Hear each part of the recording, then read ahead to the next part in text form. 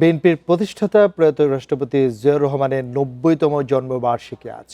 ১৯৩৬ সালের ১৯ জানুয়ারি বগুড়া জেলার গাবতলীতে জন্মগ্রহণ করেন তিনি।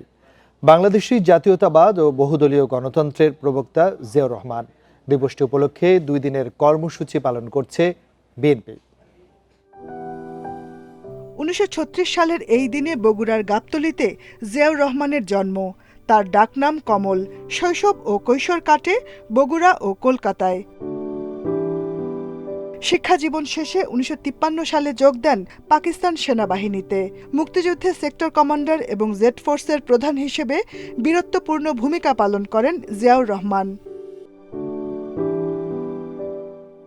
১৯৭৫ সালের ৭ নভেম্বর সিপাহী জনতার বিপ্লবের মাধ্যমে রাষ্ট্র ক্ষমতার দৃশ্যপটে আসেন জিয়াউর রহমান।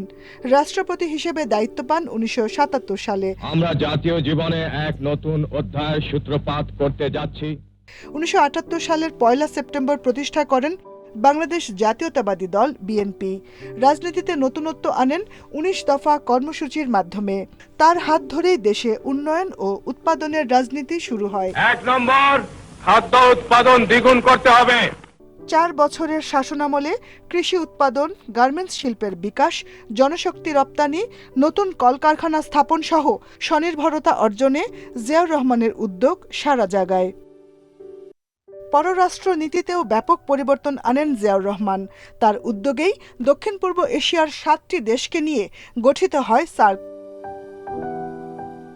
১৯৮১ সালে ব্যর্থ সামরিক অভ্যুত্থানে রাষ্ট্রপতি জিয়াউর রহমান মারা যান। মুক্তিযুদ্ধে সাহসী অবদানের জন্য বীরোত্তম খেতাবে ভূষিত হন জিয়াউর রহমান। Jahanara Parvin, independent news, Dhaka.